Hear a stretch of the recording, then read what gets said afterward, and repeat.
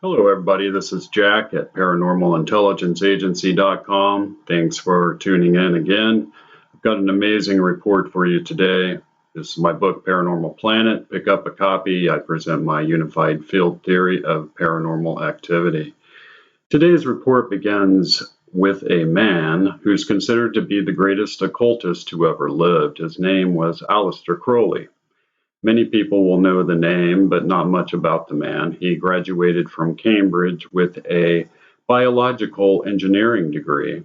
He worked as a part-time agent for British intelligence, and he developed the famous V symbol for victory used by Winston Churchill during World War II against the Nazi occult symbol of the swastika. Aleister Crowley became, even today, the most influential occultist who ever lived. He attracted the attention of a man named Jack Parsons. Jack Parsons is the father of modern-day rocketry. Jack Parsons is a very interesting and enigmatic figure who never had any formal training, yet was the guy who developed all of our early rocket technology, and especially the fuel, which is still in use today. Jack Parsons became very enamored with Aleister Crowley and became one of his top students, if not his most ardent pupil. Here are a few of the examples of what rocketry was doing then, and Parsons' participation and key participation in all of this early rocketry engineering is something widely known and accepted today, because that led to this. And all of this leads us back to Aleister Crowley and his perhaps most adept pupil, Jack Parsons, the father of modern-day rocketry.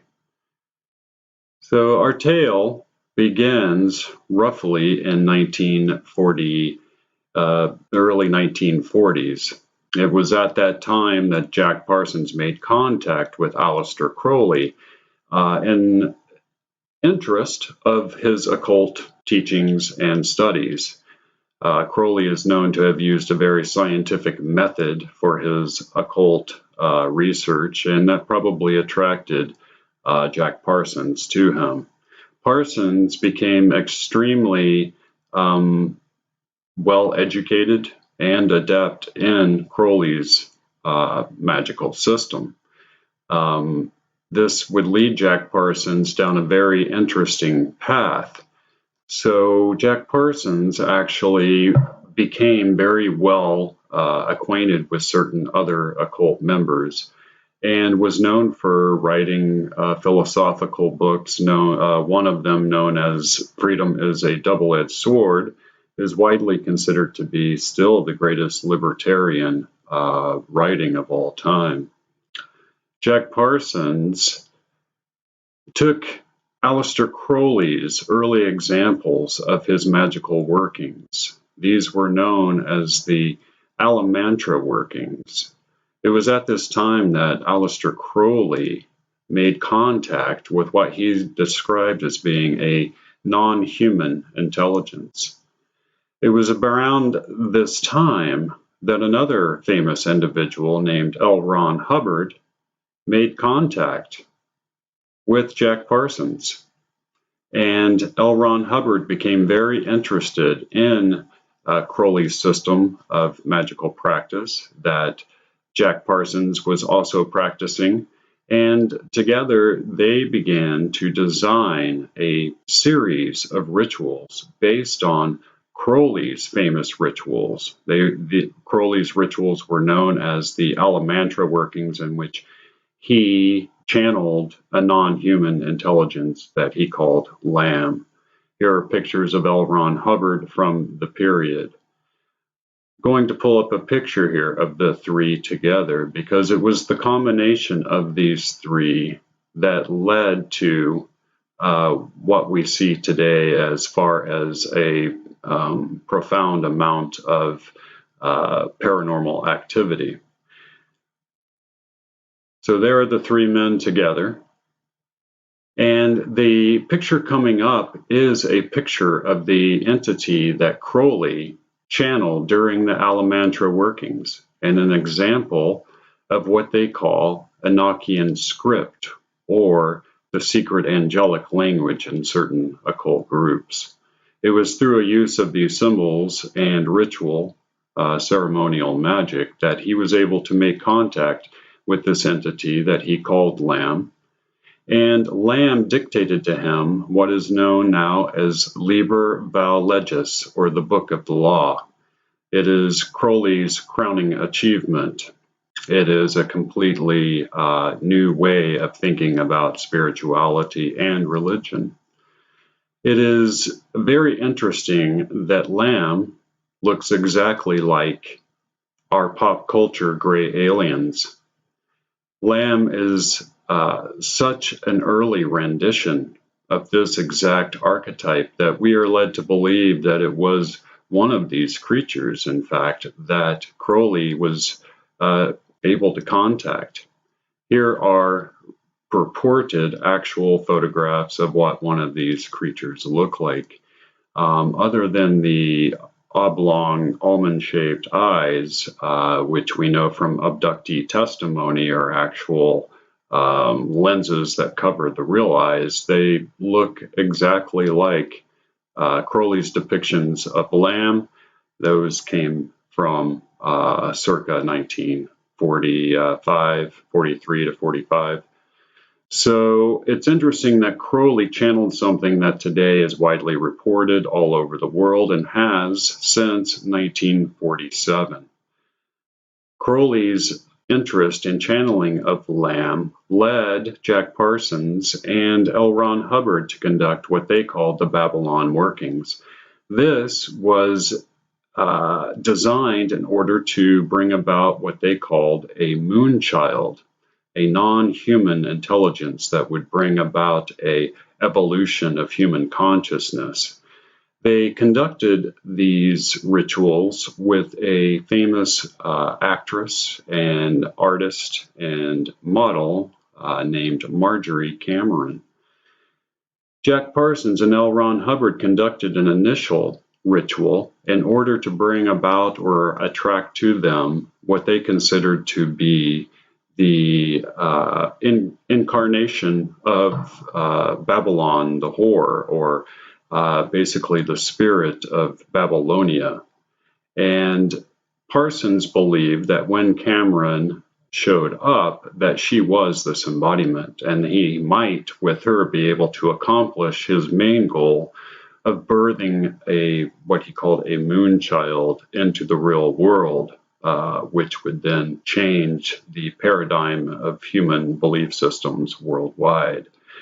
These rituals were conducted, and apparently not very long after that, we have the very first widely reported UFO incident in 1947 in Roswell, New Mexico.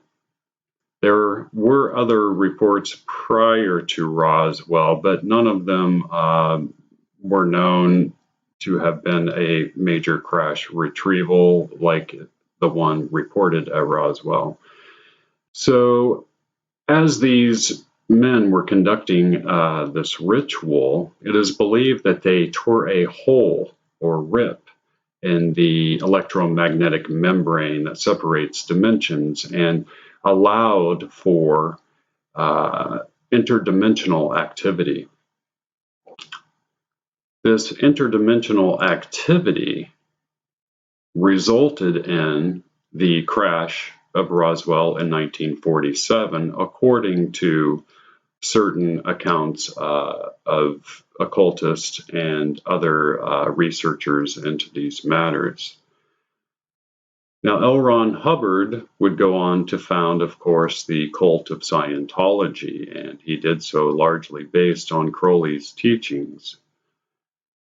Marjorie Cameron ends up leaving with L. Ron Hubbard and most of Jack Parsons' money, and together they went off, and the rest is history as far as Scientology goes.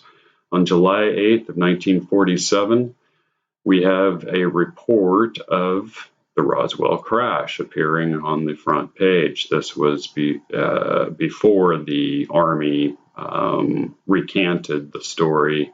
Everyone is well acquainted with that. Strangely enough, on July 8th of 1947, a document was generated by the FBI, and this document was generated in response to not only the Roswell incident, but to incidents that were happening prior to Roswell, and which they believed were caused by the Babylon workings of Jack Parsons and L. Ron Hubbard. Part of their report, which is on the screen, says that these creatures are from the astral plane. And they call them interdimensional.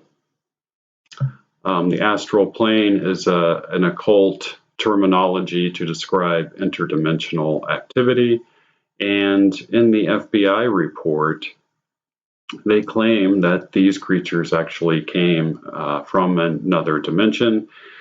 They claim that they do not have a planet as such, but exist on an ethereal planet, which is somehow tied to our planet in another dimension.